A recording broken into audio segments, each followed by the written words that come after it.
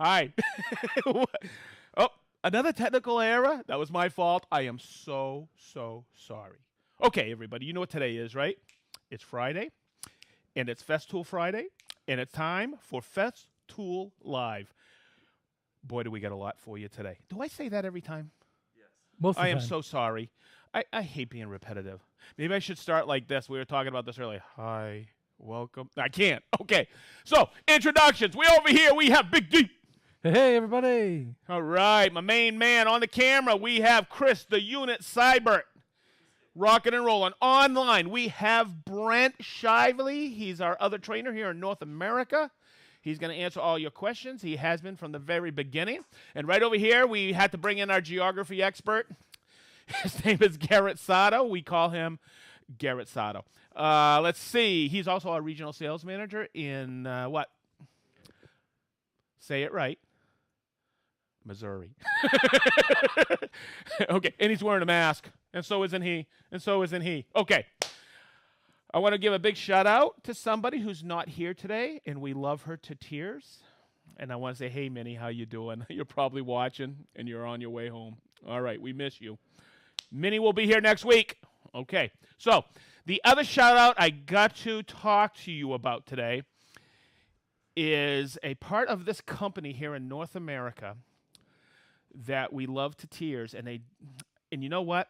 They never skipped a beat during this pandemic. Okay? And I want to give a big clap and a shout out to everybody in logistics and the warehouse personnel.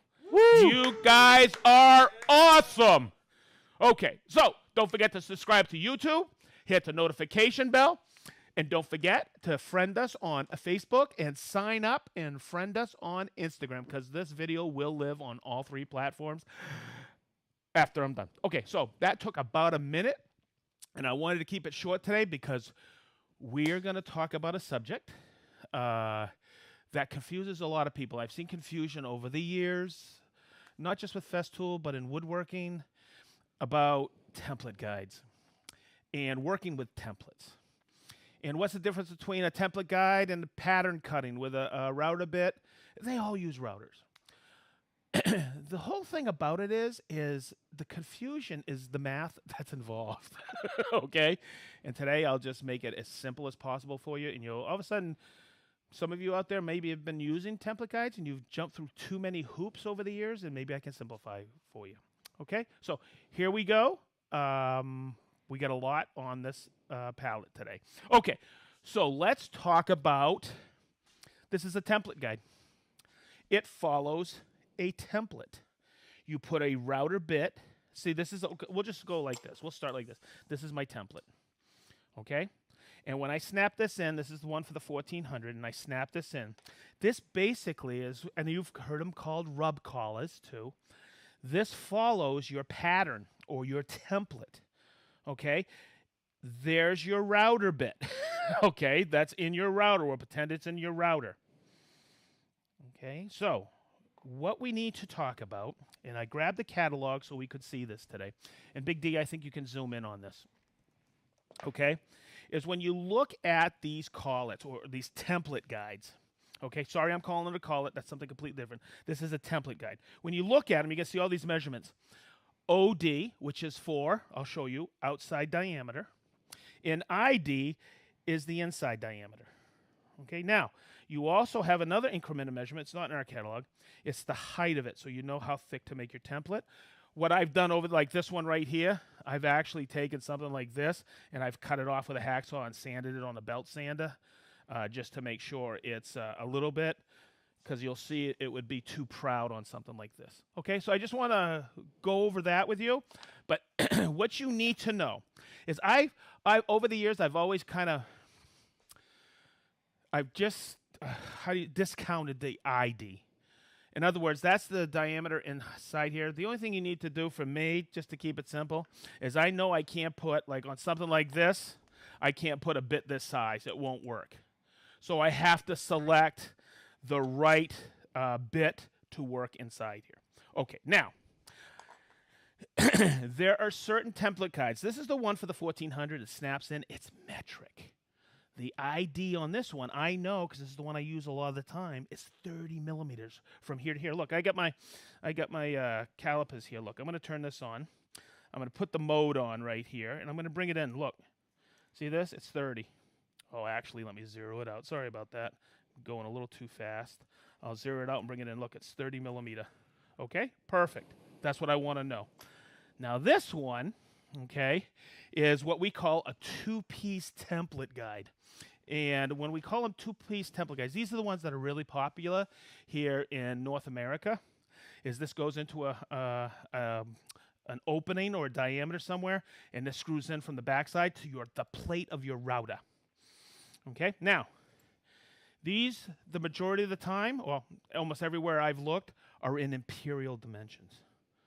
Okay, now I'm not trying to sell you on metric today, but I want to show you how easy this is. Okay, now we at Festool have to include with all our routers a template guide adapter where that goes in there and screws in. And the reason for that is, you may have a jig that uses these, and included with the jig is a two-piece template guide. So you have to use that, but you want to use a Festool router. That's why we include that. I'll show you a little bit more over here in a minute. There are other templates that you can get that include a template guide. Okay? Oh, whoopsie, a two-piece template guide. Because you have a pre-made template, like here, okay, where it takes something like this, where the supplier gives you the keys or the inlays, and you've got to do there are custom templates. And what that does is when you do this, this fits perfect. They've designed it perfectly for you. But the whole thing is about this is you have to center the template guide. And I don't want to get ahead of myself, but I want to do this first. I want to talk about how to build a template, but also the dimensions of the template guide. So here's what I'm going to do. And I want you to do a little bit of math for me. I'm going to draw a couple. This is your template guide, okay? And right here, okay, we'll call this the imperial. And this is my metric one, okay? And Big D, I'm going to call you out because guess what? You're going to be Mr. Metric today, okay? So let's do this. I'm going to measure this for you. And this is very common template guide. I'm going to do this because this isn't fractional or imperial. I'm going to set my mode on this, and Chris, hopefully we can get this. I know this one is, let's do this. Let's put the mode on. It's 51/64. Okay, so when we do that, 51/64, right? Okay, and oh my God, Brian, look, 51/64. Okay, now what if we use inside that a 3/8 bit? Okay, so here's what I want to show you. You need to know the distance from here to the outside of that to what? To design your template for the collar, because that piece underneath is what you want. Hopefully you're following me. So what you're going to do is you're going to subtract, let's do this, 3/8 from 51/64 and divide by 2. Go ahead, I'll wait for that. Hey, you know that one? Garrett, subtract 3/8 from 51/64 and divide by 2. Dun, dun, dun, dun. I had somebody one time sit at a counter down in my shop, and he looked at me and said, "What is that?" So what I did is I took out a calculator that did fractional, and I showed him. He goes, "It's not that easy." He was trying to figure this formula out, and it's really easy. And then I showed this dude, his name was Damien, I showed him in metric. Big D, I'm going to have you do this with me. Okay. I'm going to use that 30 millimeter template guide, right? Yep. And I'm going to put a 10 millimeter bit in there. Yep. Okay? Okay, so let's do this. Subtract 10 from 30. It's 20. Divide by 2. 10. From here to here, or the outside of there, is 10 millimeters. Very good. Woohoo! Okay, by the way, it is that easy. That's why metric is so easy for me to use. All right? It is easy, right, Garrett? Yes, sir. All right, that's what I want to hear. Let's get this out of here. All right. So in doing that, that's how you design your templates. That's how you make your templates. All right? Now, the one thing that people forget is this. And you know what? When I was setting this up yesterday, I was thinking, for years and years and years and years, I have taught people about, and I've said this, with the OF 1400, it's self-centering template guides. And people will go, oh, yeah, yeah, that's cool. No, it's very cool because it takes time to center a template guide. I learned this early on because I put a template guide into some brand, whatever, router that I had in my shop, and I was going around a circle just like this, okay? And you'll see me do it today with the OF 1400 on that ellipse. And it was different from one side to the other. And my mentor, Ralph, said, did you center the template guide in the plate? And I said, what are you talking about? You always have to center your template guides. In other words, self-centering template guides save you so much daggone time. So what I want to explain to you today is on the 1400 and the OF 2200, I'll show you in a few minutes, the self-centering template guides. Now on the MFK 700, you'll see right here, they're threaded. So I can take this template guide, look, and thread it right in, okay? Let me see if I can get that today. I did it yesterday, okay? By the way, that is self-centered, okay? So you'll see just like that, that's self-centered on there, perfect, all right? So it's designed to work with the two-piece template guides, but only one piece because it screws in. Okay, good. Now, the OF 1010 is a different one.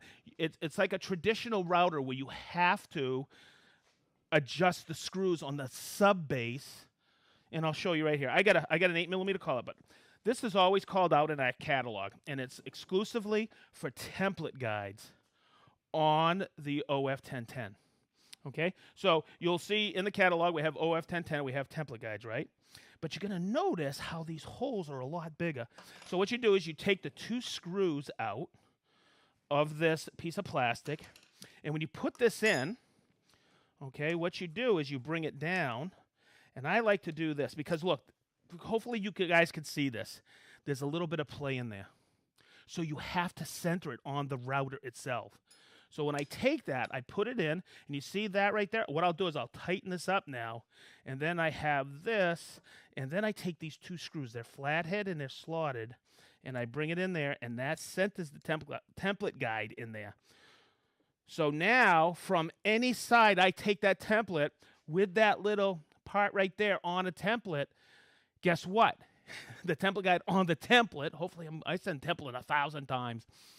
When you go around now, instead of going from one point on it, you can go around the whole thing, and it'll be even all the way around. You'll get a perfect result with it.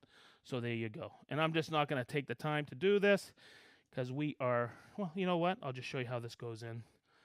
Make sure, ooh, in reverse. So there you go. You take it like this. Let me get this in here like this. Big D, you getting this? And you just bring it in, and it self-centers right on there.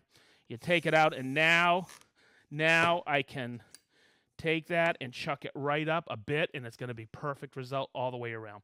Okay, but like I said, we also have the template guide adapter for this style of template in case you're using somebody else's, like a dovetail jig or something like that, okay?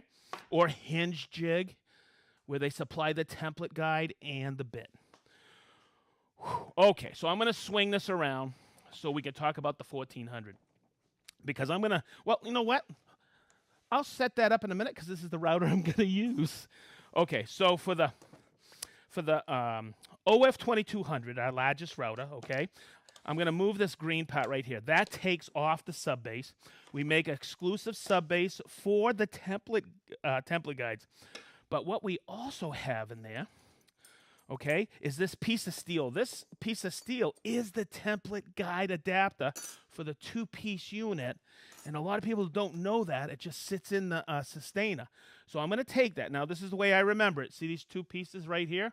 Those are going to aim in toward the router. So I put it in there. There's no movement in there as I do this. Okay, it's milled really well. And as I put it in, there's no movement. But when I put this in here, look, you see these two tabs? It goes right in like this. Let me get it, okay? Now, I want dust extraction, so that's why we have this base. See it? I can now, if I'm working with a template, I can suck all the dust up through. So that just snaps in like this, and I'm running this on a template. It's self-centering, and it takes a boatload of time out of the process. Next, and this is the one I'm going to use right now, I got that 10mm bit in there, okay? Guess what this is? 30 millimeter, and look how easy this is. Cha-ching! It's now self-centered right in the middle. Cool? Got it? Good. So what I'm going to do, and hopefully you guys all understand all the different template guide systems, I'm going to swing over here, and I cut this template. Now, oh, we're doing pretty good. What I did earlier, as you'll see right here, I want to cut this ellipse. Okay, I know what my finished piece is. It's 10 millimeters less on this side, less on this side. I already created my offset. So what I did is I put some double stick tape on here. Okay, and I'm just going to place it on here so you can see. And that double stick holds it on there. Easy enough? Okay, now let's set up the router because I got to adjust it. I want to go, this is half-inch material. I'm just going to go around once. I'm not going to cut all the way through. I just want you to see this because I got to teach you about direction. So what I'm going to do is I'm going to set this, see the base, I'm going to set it on the template. All right? And what I'm going to do is I need to set depth on this. Now, I'm going to lock the knob here, so because I've taken my bit. Hopefully we can get in here, Chris, so you can see this. And now I'm starting at 0. I want to go 5 millimeters in depth. So what I'm going to do is I'm going to get myself a gauge block. And what do I always use for gauge blocks? Dominoes. Dominoes. So you must have a domino to set up your router. Whoop, whoop, whoop, whoop. Okay. So what I'm going to do is let's just keep it easy. I'm going to set my depth just like this. I always start on the lowest post. I'm at 0, ground 0 I call it. I'm going to go 5 millimeters of depth. I'm ready to rock and roll. I need to put on my dust extraction. It's real easy. Just like that. Lock it in. And then I got all my setup over here. I don't know if I taught this yet. I don't know if I taught it in routers. But whether it's a bearing, a parallel edge guide, or a template guide. I'm using a straight bit here, and someone may contradict me and say, oh, no, it doesn't matter which direction you go. It's a straight bit, it's a spiral bit. Yes, it does. Always think of the template guide as a bearing, okay? It's a rub collar. It's rubbing around. It's guiding the router. So what I call this rule of thumb, I take my right hand, and I make an L with it. No, I'm not a loser. Okay, I make an L with it. And what somebody taught me this in Connecticut. He said, look, your thumb is the bearing, the parallel guide. When you're using it handheld and template guide, look, you take your thumb and you put it to where you're going to run the template guide or the bearing. And that L with your right hand and your index points in the direction you're going to carry it. Okay? I've only taught that 1,000 times, and it is a great rule of thumb for everybody. Okay, so let me get this the dust extractor hooked up. Let me get my lines hooked up, lock it on. Always remember, before you put a plug-it cord on a router, make sure it's cycled off. Ask me how I know that's good advice. Okay, so I'm getting ready to start, right? I like doing this sometimes, getting that cord and hose up here so it's out of the way and I don't have a catch. I'm going to start it up. My template guide's against there. I'm going to bring it down, punch it in, and as I go around, okay, I'm feeling that template guide on the side here. And I'm concentrating, making sure that base stays nice and flush on top of the template. And trying not to wobble or waver. So there you go, and I'm going to bring it up. And you're going to see as it cycles down. And if I cut through, I don't cut through on top of the table. By the way, another great reason for Bluetooth. Okay, and you can see where that is, and I'll show you really quick. Let me grab my folding rule, and you'll see that's exactly 10 millimeters off of the template. So when you're designing your template, make sure that if this is your finished product, make sure it's 10 millimeters less here. And when you're doing your overall, it's 20, isn't it? And it's 20 from here to here on your lips. So it's pretty easy once you understand that. Okay, let me get some of this stuff off because one of the questions we get all the time is, one of the questions I get a lot is, I made my template and I don't want to use template guides. Can I just take that template and stick it down on top of a piece and use a bearing bit to cut it like this to follow the pattern? Absolutely. And I'm going to tell you, I used to make all kinds of patterns like this, okay, with different radiuses. Like, here's one, and I showed this in the Vaxis. This is the one I use for cutting boards. Okay, look, this is one I used to use all the time with double stick tape. You can see the double stick tape. Okay, and we make charcuterie boards with it. Did I say that right? Close enough. Charcuterie? I think I said it right. Oh, it took me a while for that one, too. Okay, and what we were doing is I used to do this. I used to trace it out, okay, cut it with a Carvex, okay, and then I would take double stick tape and put it on here like this and use that top bearing bit to follow it, right? But what I did over the time is I bought this stuff, and it's a gasket, and I want to get a close-up of this, guys. Check this out, okay? It's a non-porous gasket. It's weather stripping, all right? And this just peels apart like this. It's sticky, and what I did is I drilled a hole right here, so my pattern or template also becomes what? Watch. My pod for my Vaxis. Let me turn on my Vaxis. I'll show you what I'm talking about. Okay? And by the way, I apologize because I know we have the mic now, and I know I don't have to raise my voice even though I'm routing. Okay? Let me set up my Vaxis. Oh, look at that. It's still held on there, even if I had it on this morning. Okay, so I got my Vaxis going, and this becomes my pod. So what if you have, like, say this is a bench, okay? And at radius, I want perfect, just because. So what I did this morning is I traced this profile on here, cut it close, and look, what if I have to do 2, 3, 4, 5, 10, 20 of these? Okay, that's a lot of double stick tape on and off. Here, because of that center hole, I made the gasket right here. I could take this, and I always try to do it like this first, just to get it where I want it. And look how that just sucks right down. Look at that. So now, that's my template. I need a bottom bearing pattern cutting bit. Yes, so what I did with my 1400, and this is, I use this bit because I have less risk for grain tear out. This is a compression up-down spiral with a bottom bearing bit.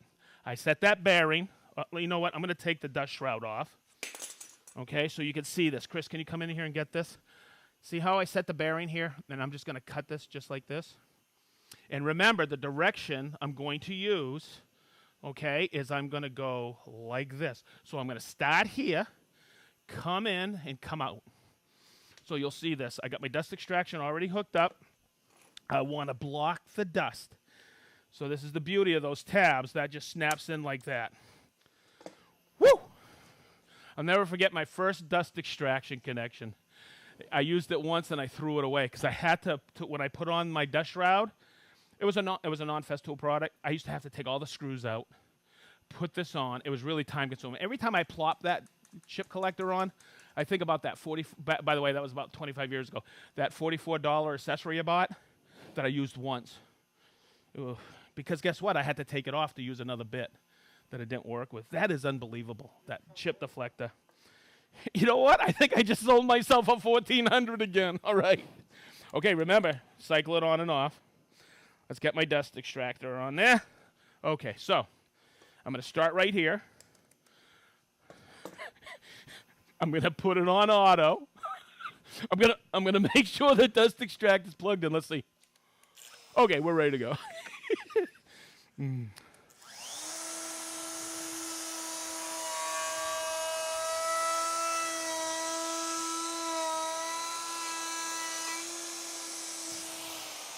Okay. This is what I want you all to see. Two things. Okay, look how nice that cut is. Okay, that's where I hesitated, big deal. But look at the dust on there. Look, get that, Chris?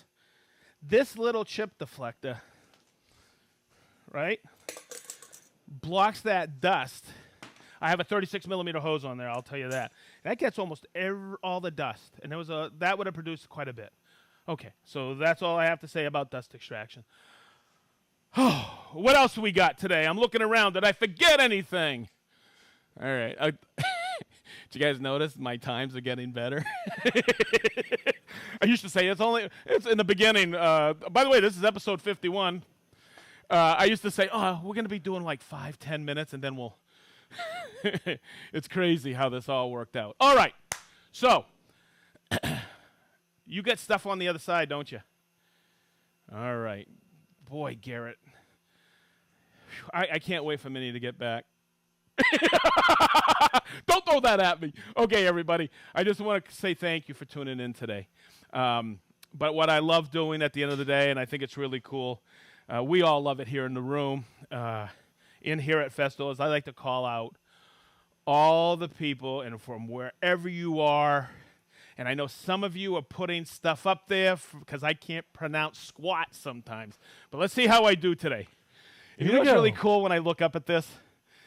You don't even have to put their names on there. I know that's Christopher from Malta. I know that's Rob from Minson, New Jersey. All right, Lucerne, Switzerland, Berlin, Germany, Jolarvi, Finland, Downers Grove, Illinois, East Yorkshire, England. I know that's you, Ian. All right, Meth, Ireland, Stokesdale, North Carolina, Perth, Australia, Batavia, Ohio, Bear. Is that where I'm thinking it is? Delaware. Woo! All right, Fenton, Michigan, Tallinn, Estonia, Bermuda, Whitestone, New York. You're always there, Whitestone. Thank you for tuning in. Ottawa, Canada. How you doing, Philip? Montreal, Kent, UK. That's not the Kent we know, is it? That's Kent, the town? Okay, good. Kyalami, South Africa. Dorset, England. Quebec. Raymond, Maine. Yeah, baby. Houston, Holland, Michigan. Zionsville. Woo! Zionsville. That's Indiana. Nolans. That's New Orleans. Salt Lake City, Utah. West Virginia. Wiltshire. Broomfield, Colorado. Bozeman, Montana. Bam! Swadlincote, England. Portsmouth, Rhode Island. Pittsburgh. Portsmouth, Rhode Island. Why'd you write that twice? We get two people from Portsmouth, Rhode Island? Okay. Italy. Swing around, baby. All right. Hatch End, England. La Mesa, California. Jasper, Indiana. Sacramento. Albuquerque, New Mexico. Geelong, Australia. Rochester, Michigan. Springfield, Ohio. Devon, England. Wallington, Connecticut. I know people from Wallington. Mississauga, Ontario. Yeah, baby. Warsaw, Yarvarso, Sweden, Las Carenzares, France. How would you say it, Big D? Las Cazares, France. Cincinnati, British Virgin Islands, Winchester, Virginia. All right. It's Friday. Yeah, baby. All right. I'm going to do something today because we were discussing it before the show went on, and I want to just say this. Our hearts go out to all those people who were involved down in Indianapolis at the FedEx facility. Our hearts go out to you. We had an incident here in Indianapolis, and that's how we woke up here in Indiana. We love you, and please take care of your families. And the other thing I'm going to say is we love you for tuning in on Festool Fridays. Everybody have a killer weekend. I can't wait for next Friday, and I ain't telling you what it is, but boy, I've already started working on it. So everybody, have a great weekend. That's a wrap. Thank you, Garrett. Thank you, Brent. Thank you, Unit. Thank you, Big D. We love you. Have a great weekend.